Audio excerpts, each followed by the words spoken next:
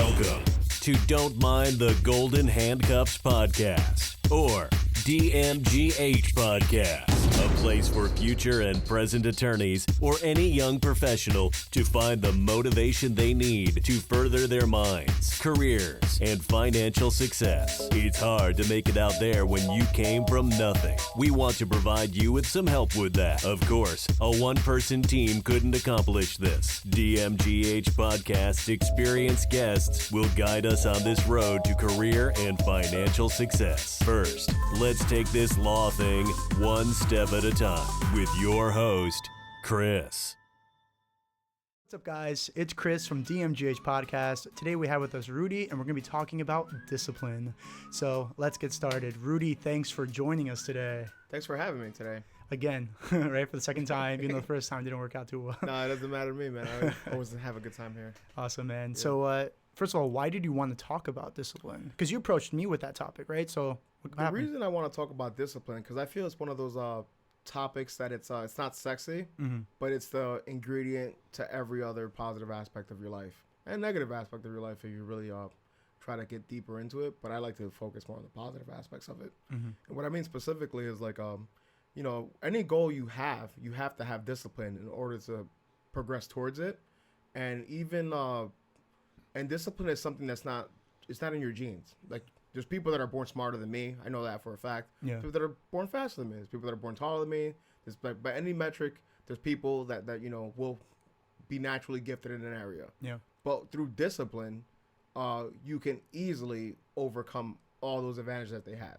And even when you think about people that are the champions of like their leagues, like the LeBron James, the Tiger Woods, any UFC fighter. What sets them apart is not natural talent, because clearly if you're playing in one of those leagues, you have that natural talent. Yeah. That's the only way you're gonna get there. Yeah. Like Everyone there has you know what I mean? talent. Like like few people are born with an NFL build. Yeah. But everyone who is born with an NFL build is in the NFL. Yeah. But how do you become the best in the NFL? And if you look at all the interviews, if you really try to parse out what they were saying, it all comes down to discipline. If you are outworking the person next to you, it doesn't matter where they started. It doesn't matter what port, like how far away were you from the starting line. Discipline will let you surpass all your goals and any advantage that any opponent before you has. Yeah. Like, it doesn't matter what it is. Yeah. Oh, you want to lose weight? Discipline. Yeah. Like does it help to have knowledge of the proper foods Of and all that course. stuff? Like Yeah. that helps. Yeah. But without discipline, you can have all the knowledge in the world. That won't Yeah. work. How many times have we heard I know I've heard this numerous times in my life, all my life. It's like, hard work beats talent every day. The word is not hard work. That's what I realized. Like, it's not really hard work. It's the discipline. Yeah, yeah. Because hard work can mean a lot of different things to different people. Yeah. That's that's not tangible. That's very Yeah. I mean, hard work could mean waking up one day and trying something once, right? Well, I really that tried was hard really on that one Yeah, that was day, really you hard. know? But waking up every day, Yeah. that's discipline. Like Yeah. going to the gym when you don't feel like it, that's discipline. Yeah, definitely. Even in your relationship, putting up with your significant others stuff in a way that's positive for both of you, even though it's not the way that you would prefer to do it, that's discipline. Yeah, So without doubt. discipline is always at the core of pretty much everything that you do. It's And the ultimate equalizer in a lot of ways. I mean, it doesn't mean it's going to be easier by any stretch of the means. Like, my mom always told me that, so I went to school for a long period of time in Livingston, which was a really nice area. And so I was in school with kids that had amazing after school programs. They were pretty much bred at 2 or 3 to be amazing students. And I came from Newark.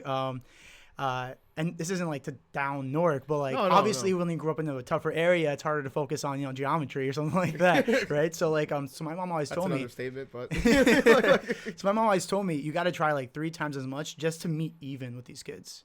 no,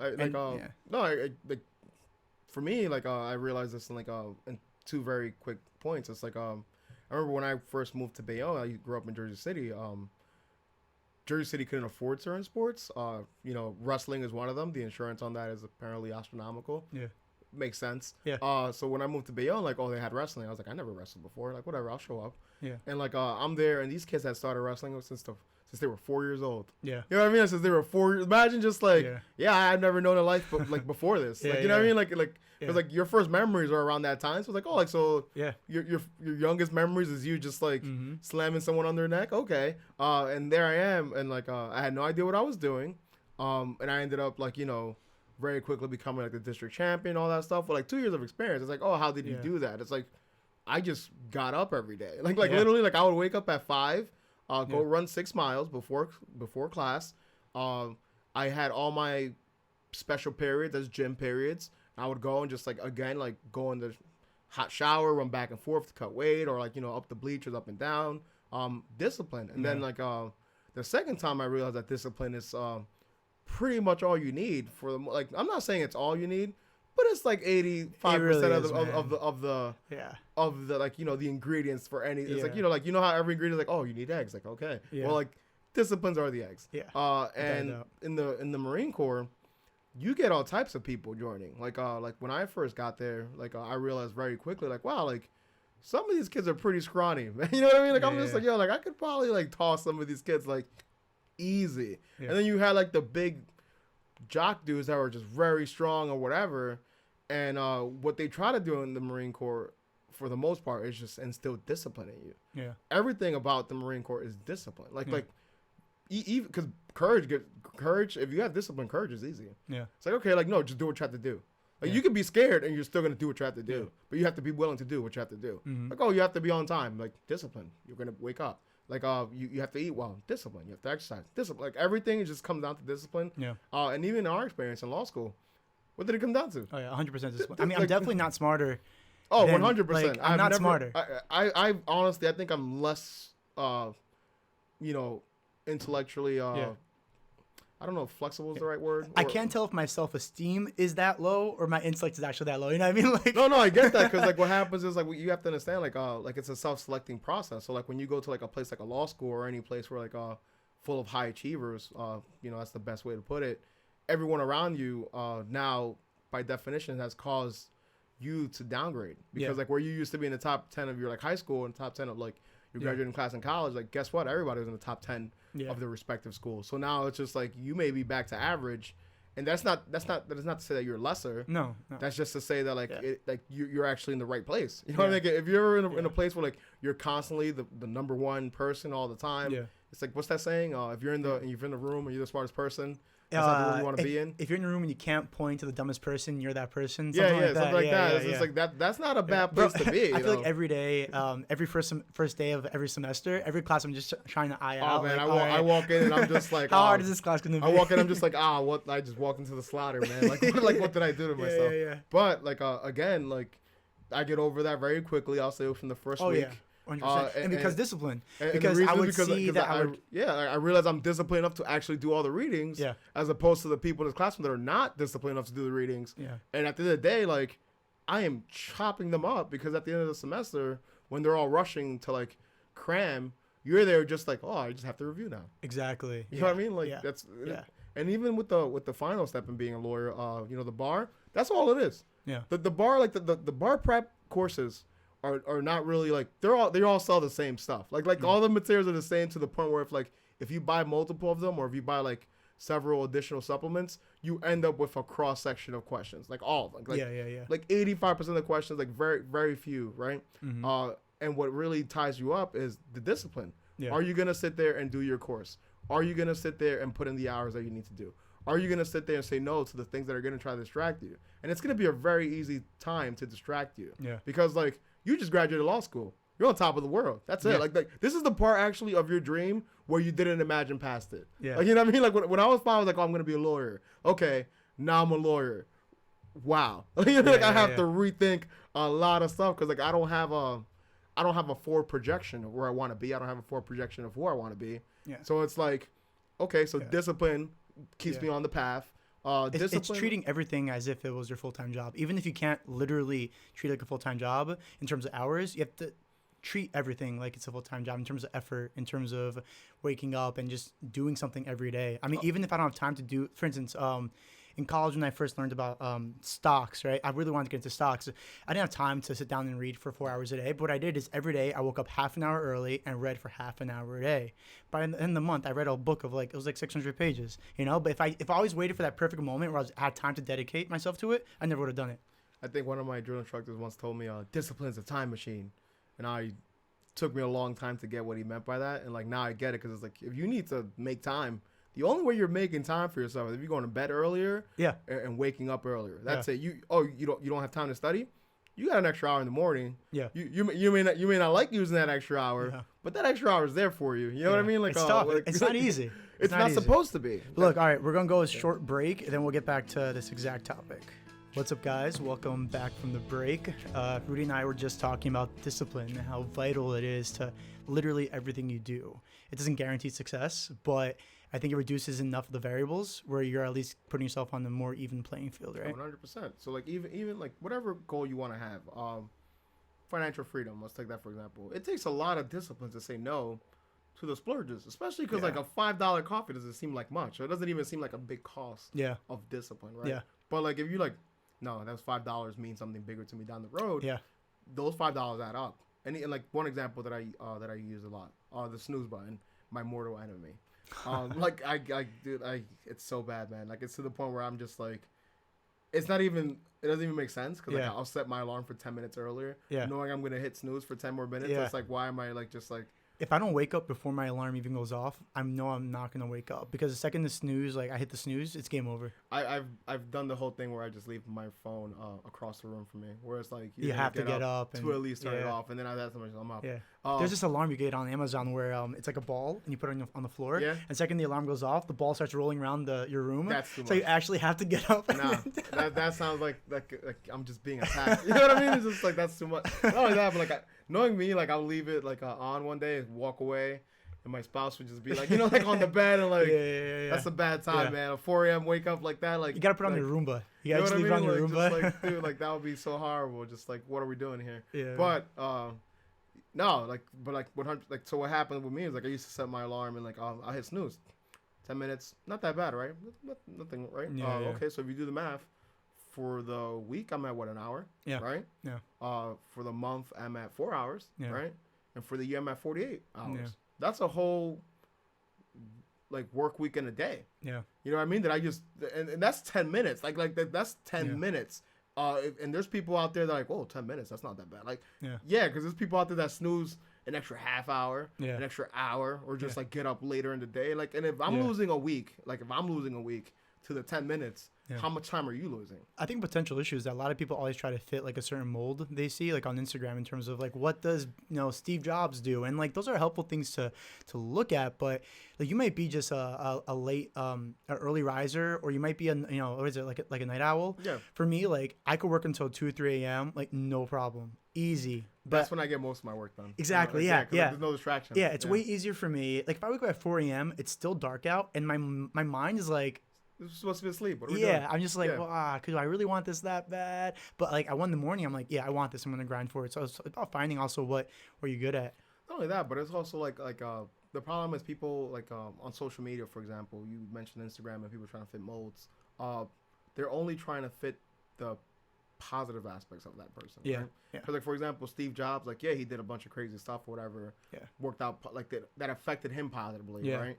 That doesn't mean that those same things will affect you positively. Exactly. And more important, that doesn't mean that you're doing you're not doing what he wasn't doing. Yeah. Like Steve Jobs also was a horrible, paternal figure from my understanding. Yeah, I've heard that too. Even in terms of business, he was very. Or he wasn't mean. A very personable person. Like, I can never be non-personal. I'm too friendly, man. Like I will sit in a room like. You know this. Like, I will walk into a room and I'm like, we're friends now. And it's not like it's not your choice either. The other person doesn't even have a say. Choice. It's just like, we're friends now. Like, whatever you want to do. It's like, you could treat me like crap. I'm like, oh, wow. Like, you're going to feel so bad about this once you're with other friends. You know what I mean? So also on Instagram, like these memes have like top 6 reasons, Bill Gates is there, but those aren't all the reasons. For all you know, he does like 4 other things that like you don't even know about. Not only that, but it's just if you sat down and really asked Bill Gates, like, oh, like what makes you, he wouldn't name not a single item on like that. Like he would be like, oh, really? That's what people are saying. Fascinating. Yeah. Here are all, me. I just like things, man. You know, like it's always. And they're truthful. If they're truthful, like they'll also. I mean, I know Warren Buffett says this a lot.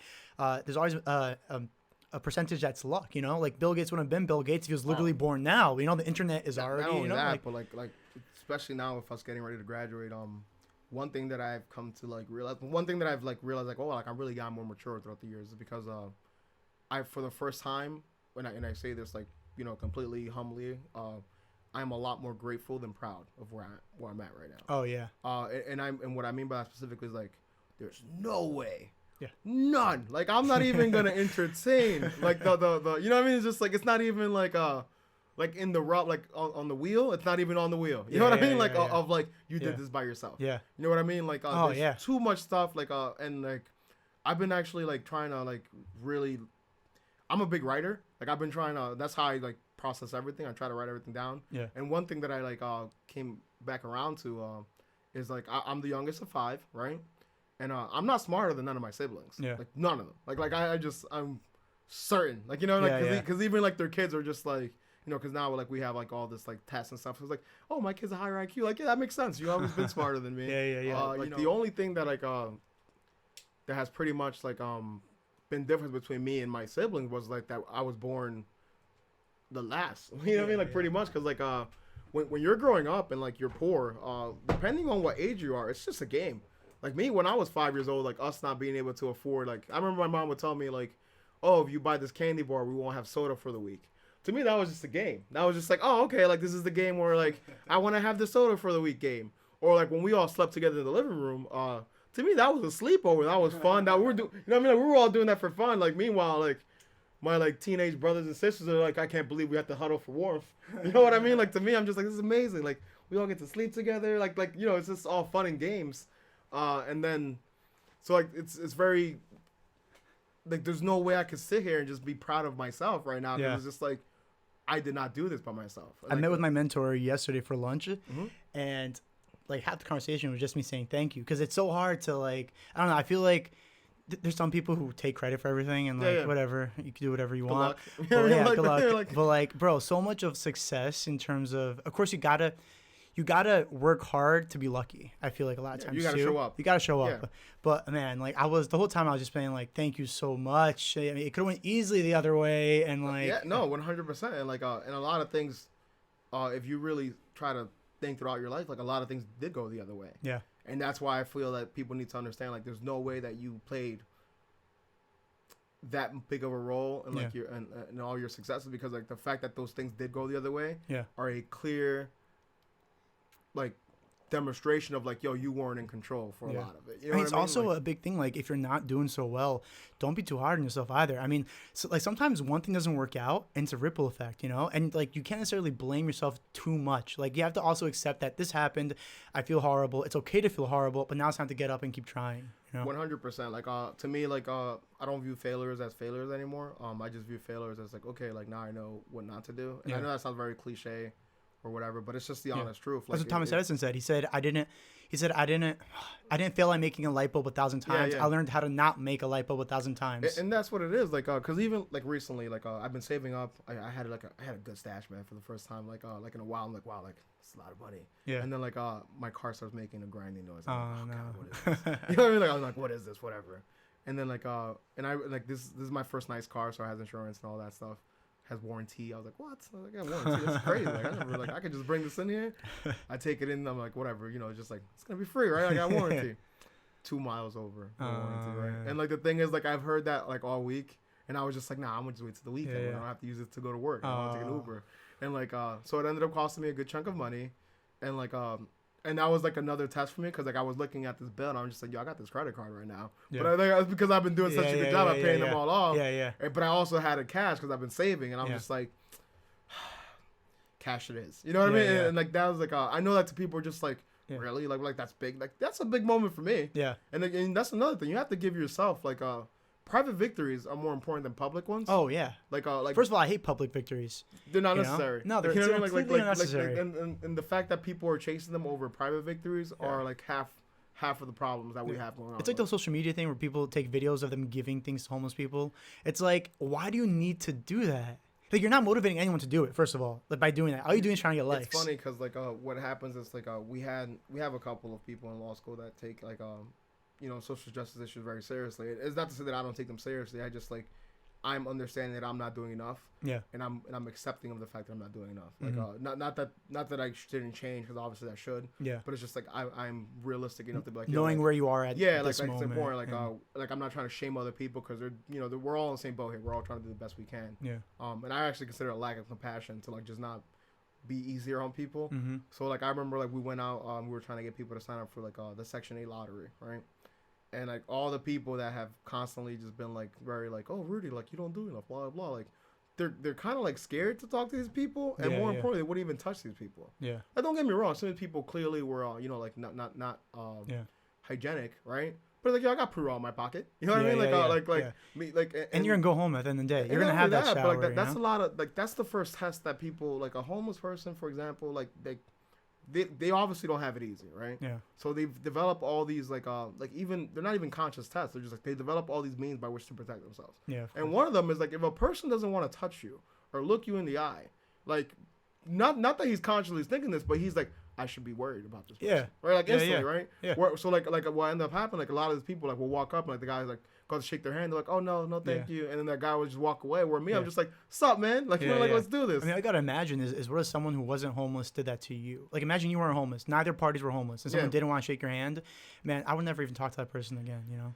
I that used to be my default, but then I met I had one guy. Sorry. I had one guy who I interacted with him like 6 or 7 times, and he was in this old church I used to go to, mm-hmm. and every time I would say hi to him, he would ask me what my name was, as if we never met again. Okay. Yeah.